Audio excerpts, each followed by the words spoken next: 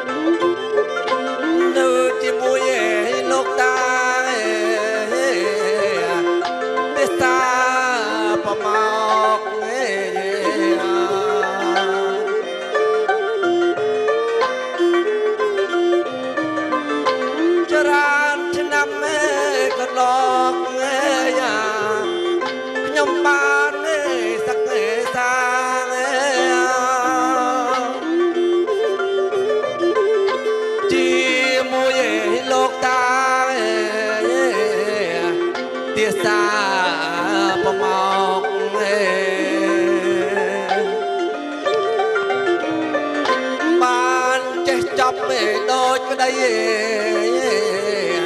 ប៉ុនបងប្រាថ្នា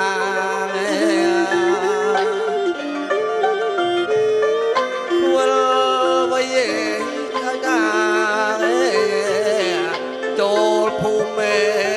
ឋាន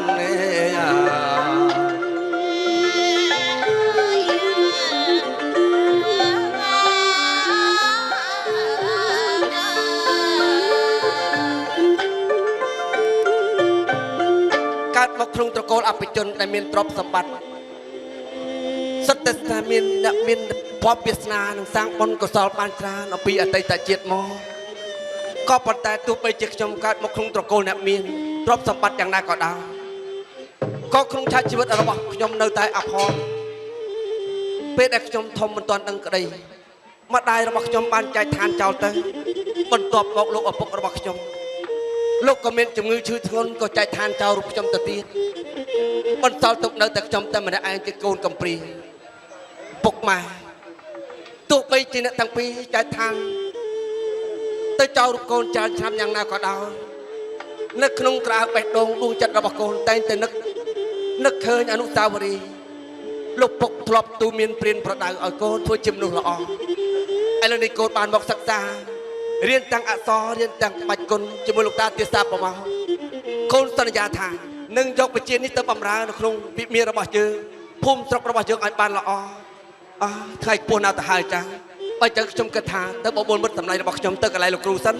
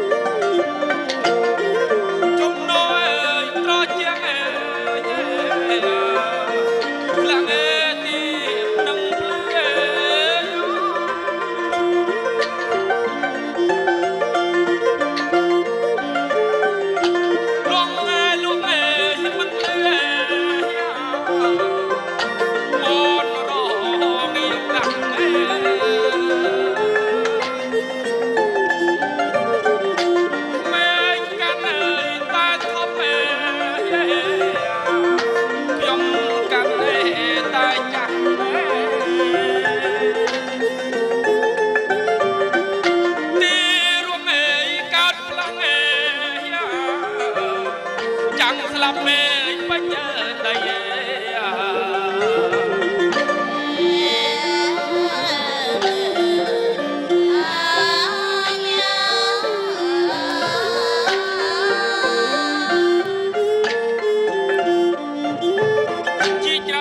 ្រើនខែច្រើនឆ្នាំកន្លងផុត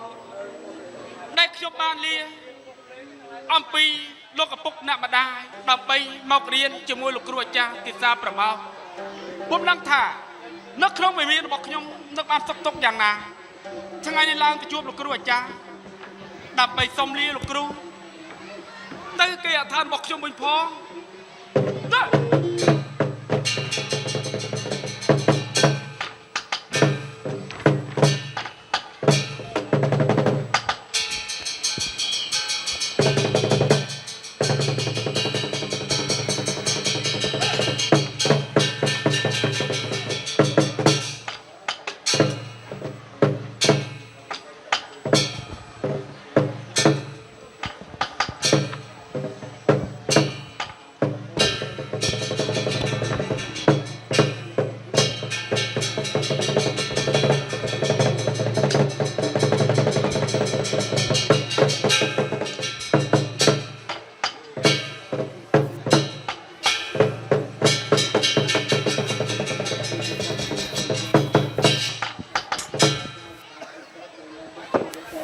ខ្ញុំឈ្មោះអរុនសប្បាយចិត្តខ្លាំងណាស់ដោយការសិក្សារៀនសូត្ររបស់ខ្ញុំគឺទទួលបាននៅជោគជ័យគ្រប់ប្រការដែលលោកឪពុករបស់ខ្ញុំពេលដែលខ្ញុំធ្វើដំណើរចេញឆ្ងាយអំពីលោកនោះគឺលោកបានជូនពរឲ្យខ្ញុំ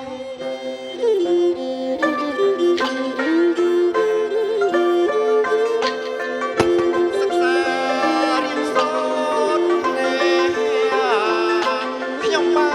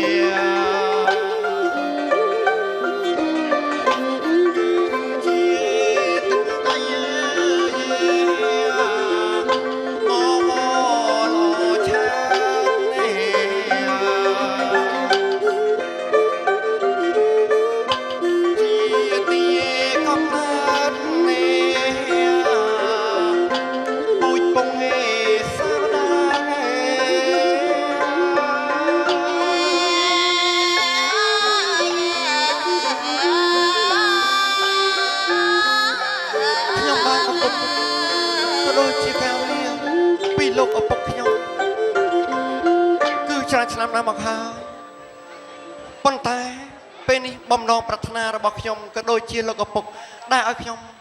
សោះស្វែងរកគ្រូបាអាចារ្យដើម្បីសិក្សារៀនសូត្រនោះគឺវិជ្ជារបស់ខ្ញុំសមល្មមនឹងអាចយកទៅប្រើប្រាស់បម្រើប្រទេសជាតិព្រមទាំងជួយដល់សហគមន៍និងភូមិស្រុករបស់ខ្ញុំហើយថ្ងៃនេះគិតថានឹងឡើងទៅជួបលោកគ្រូដើម្បីសូមការអនុញ្ញាតអំពីលោកគ្រូធ្វើដំណើរទៅស្រុកកំណើតរបស់ខ្ញុំវិញផង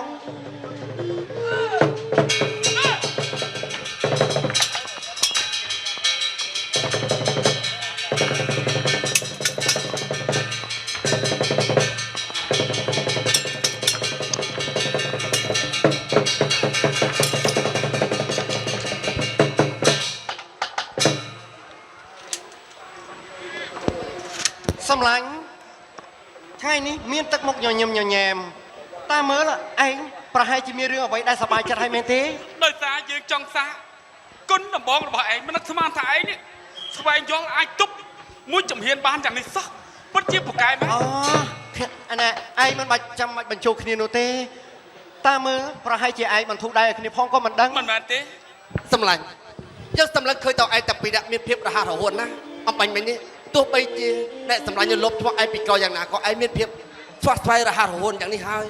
ប្រៀបបានដូចជាសត្រូវគេមិនដែលប្រាប់យើងមុនថាគេប៉ុនប៉ងដល់យកអាយុជីវិតរបស់យើងទេមិនចឹងហ៎ ជាការប៉ុណ្ណាសម្លាញ់អ្វីក៏ដោយ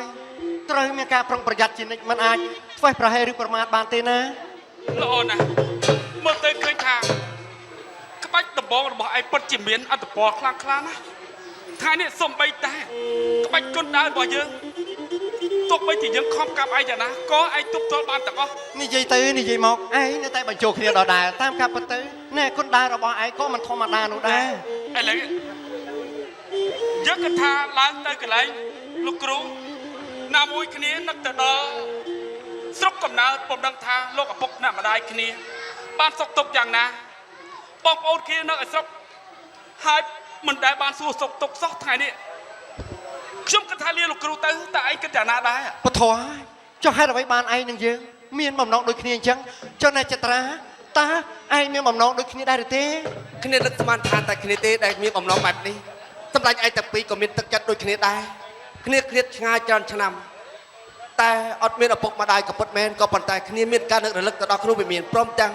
បងប្អូនចិត្តខាងនៅភូមិស្រុករបស់គ្នាដែរណាសម្លាញ់ ជាការប៉ុណ្ណា អញ្ចឹង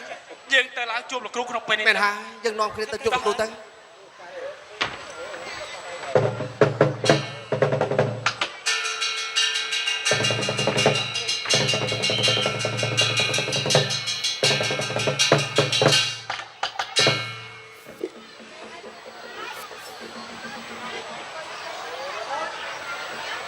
គ្រូបាចាទិសាប្រមោទ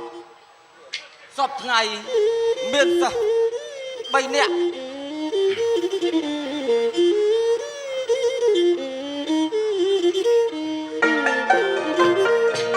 មានការតបាយយ៉ាចិត្តអស់ចាអេយ៉ាសពថ្ងៃនេះណាអេយ៉ាជាគ្រូបាចាប្រមោទ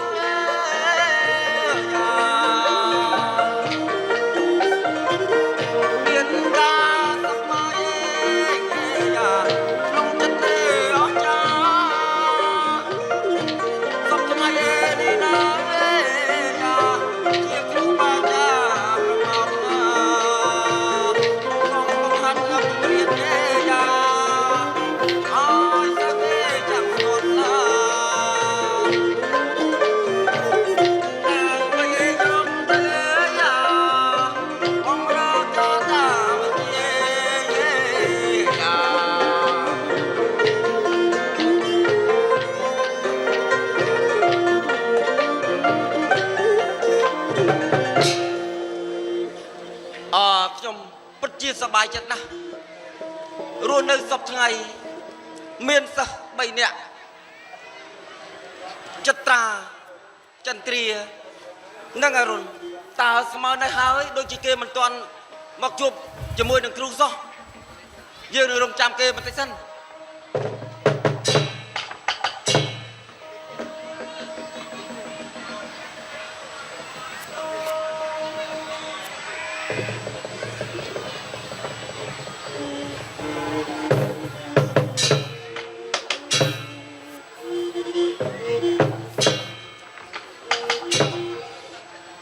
លោកគ្រូ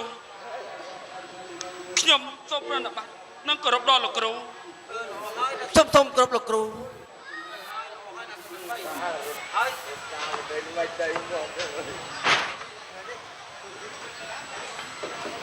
ហើយសិស្សទាំង3នាក់មកជួបគ្រូថ្ងៃនេះមានកិច្ចការអីដែរសិស្ស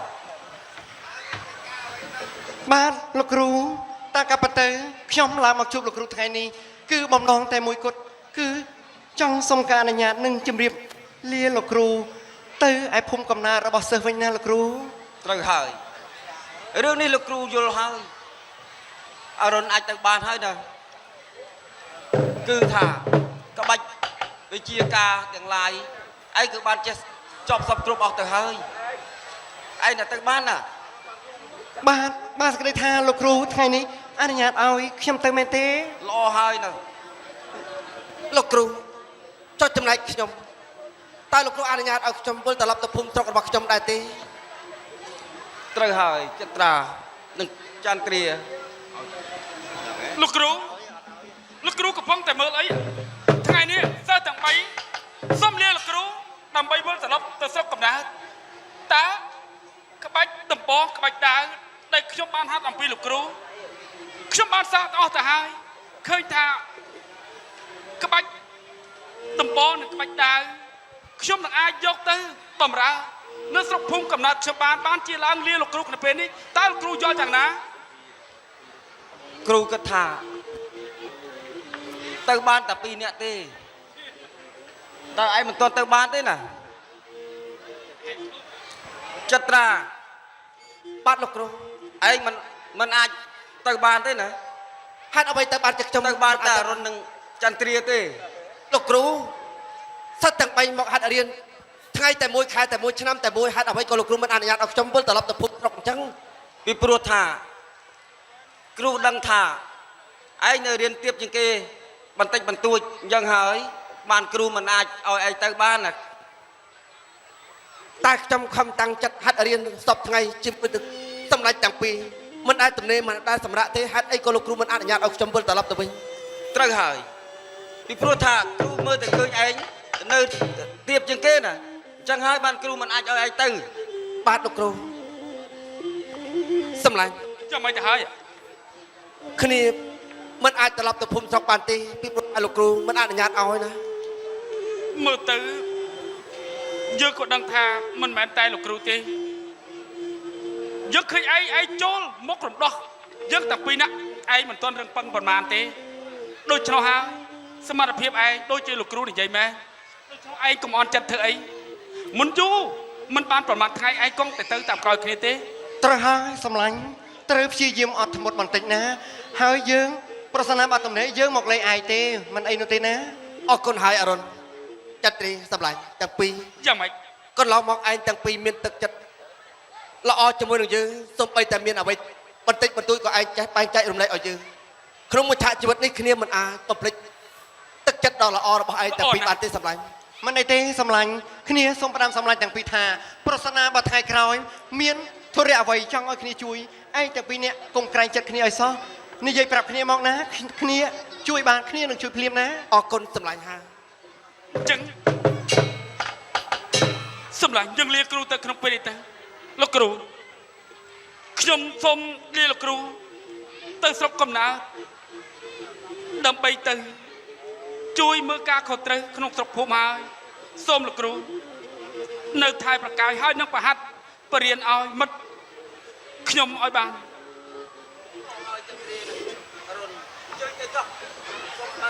ដល់លោកគ្រូ សាធុបណ្ណៈសុខៈពលៈ ខ្ញុំលាលោកគ្រូ ឲ្យចៅទៅណាមកណាគ្នាអមមានសត្រូវណាចៅណា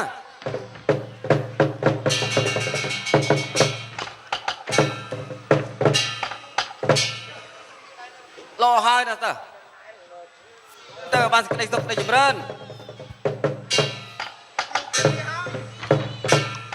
ទៅចុះសម្លាញ់ឲ្យបានសេចក្តីសុខ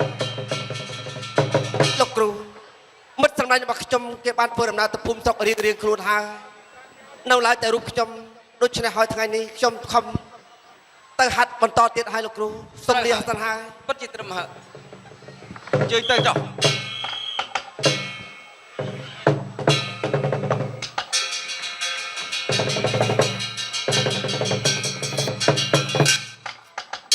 លោកគ្រូ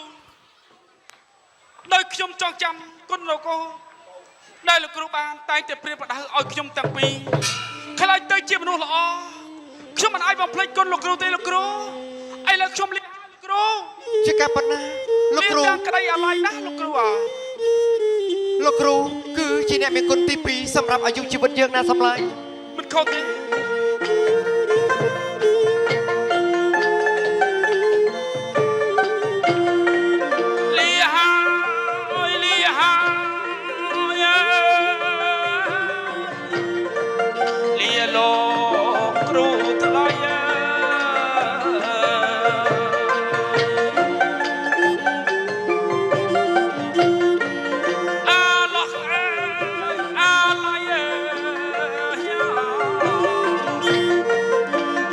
នៅ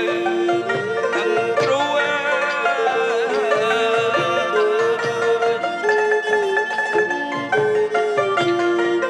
លាហើយលាហើយលាទាំងអាឡៃ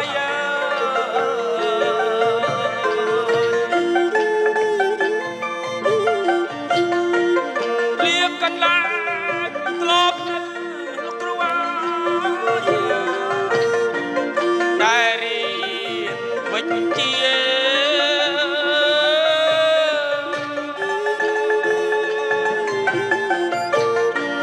អីលើសិនបាននេះចាផុតនេះវេលា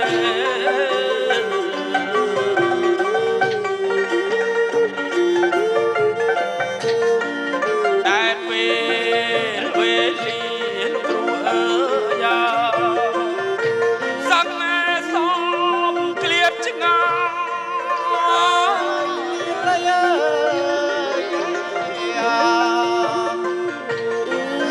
យប្រយេទូរគុំមែ មិនខុសទេសម្លាញ់ ក្នាខ្ញុំអើយនៅចុងឈើលៃ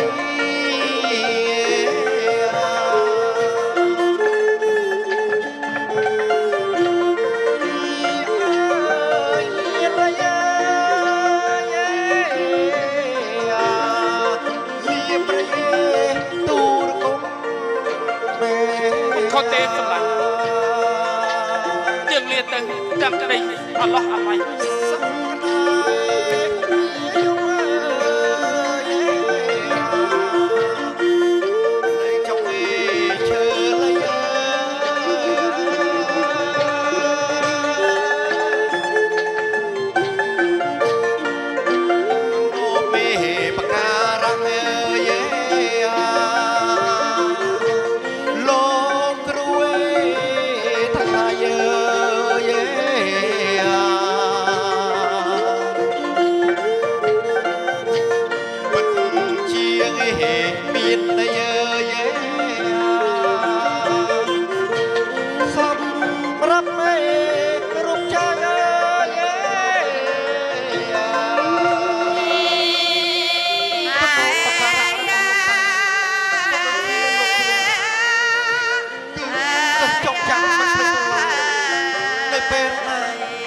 តែសិស្សម្នាក់នេះទុកទេសម្លាញ់យើងនឹងណាត់គ្នាមកលេងលោកគ្រូម្ដងទៀតណាបាត់ខុសទេឥឡូវពេលវេលានៅព្រៃខាងមុខទៅហើយដែលយើងបានជួបគ្នាពេលវេលានេះបង្ខំឲ្យយើងឃ្លាតទៅពីមានរៀងខ្លួនហើយជាការពិតសម្លាញ់ហើយប៉ុន្តែអ្វីក៏ដោយកល្យានមិត្តរាប់មិត្តល្អជាជាងរាប់សត្រូវឥឡូវមិត្តយើងទាំង2នាក់ទាំង3នាក់នេះយើងធ្លាប់ស្មោះស្ម័គ្រនឹងគ្នាពេលវេលាឥឡូវជាថ្ងៃយើងទៅវិមានបំរើមានសភុំរៀងខ្លួនហើយណាសម្លាញ់ជាការពិតណាសម្លាញ់ក្រឡមកគ្នាអរចិត្តណែអរគុណនៅទឹកចិត្តរបស់សម្លាញ់ទាំងទ្វេដូចจะត្រាបាននិយាយចឹងមិត្តអ្វីចំណៃអ្វីមួយម៉ាត់ក៏យើងតែងតែចែករំលែកឲ្យគ្នាប៉ុន្តែឥឡូវនេះយើងគឺបានបែកគ្នាហើយត្រឹមតែមួយប្រព្រឹត្តភ្នែកសោះមិនដឹងថាថ្ងៃណាបានជួបគ្នានោះទេប៉ុន្តែយ៉ាងណាក៏ដោយសម្លាញ់វិជ្ជាការអស់ទាំងនេះគឺយើងយកទៅបម្រើនៅប្រទេសជាតិក៏ដូចជាសហគមន៍និងគ្រួសាររបស់យើងមិនតែប៉ុណ្ណោះទៀតសោតគ្នាគឺទៅដល់ណែវិមានរបស់គ្នានោះគ្នានឹងសុំការអនុញ្ញាតអំពីលោកឪពុកដើម្បីធ្វើបន់ឧទ្ទិសកុសលជូនដល់អ្នកម្ដាយរបស់គ្នាដែលបានចែកឋានទៅហើយនឹងធ្វើទានចែកដល់បងប្អូនអ្នកភូមិអ្នកស្រុកសម្លាញ់ដឹងទេថាការធ្វើបន់នោះគឺជាការប្រសើរខ្លាំងណាស់ដូចណាពុទ្ធសុភាសិតមួយលោកអ្នកបានត្រាស់ថាបញ្ញាចោរហេតុហរាំងបនចោពុំអាចលួចទៅបានឡើយសុខោបញ្ញាស័កពុជ្ជយោការសន្សំបុណ្យនោះគឺរមែងបាននៅសេចក្តីសុខអញ្ចឹងគ្នាសង្ឃឹមថាសម្លាញ់ក៏ធ្វើល្អគ្នាក៏ធ្វើល្អឯងដឹងទេថាមកពីកាលអំពីអ្នកអតីតជាតិយើងបានសាងបុណ្យកុសលរូបនេះបានជាជាតិនេះយើងបានជួបគ្នាណាសម្លាញ់យើងត្រេកអរណាស់ដែលឯងមានកតញ្ញូដើម្បីធ្វើទង្វើសងគុណទៅដល់អ្នក ដែលខំមានគុណមកលើយើងទោះបីជាលោកស្លាប់យ៉ាងណាគួរឯងមានសទ្ធាចាស់ថ្លាធ្វើនោះហើយជាគុណរកអ្វីព្រៀបបំបាន វាត្រូវហើយសម្លាញ់កាលណាការតបស្នងសងគុណដល់លោកអ្នកមានគុណរបស់យើងគឺប្រសិនណាបើលោកនៅរស់នោះគឺយើងជូនជាណែនំចំណីមហូបអាហារឲ្យលោកបានពិសារាល់ថ្ងៃធ្វើយ៉ាងណាឲ្យលោកសប្បាយចិត្តទៅយើងបានបុណ្យណាស់ទៅហើយហើយប្រសិនណាបើលោកចែកឋានទៅហើយយើងមានតែធ្វើបុណ្យឧទ្ទិសណាជាតក្កិណានុប្រទានជូនលោកនឹងហើយអញ្ចឹងណាគ្នាសំលៀកសម្លាញ់ត្រឹមនេះហើយណា តែចុះយើងក៏លៀនសម្លាញ់ដែរ សុខសប្បាយណាស់សម្លាញ់ ល្អទៅហើយ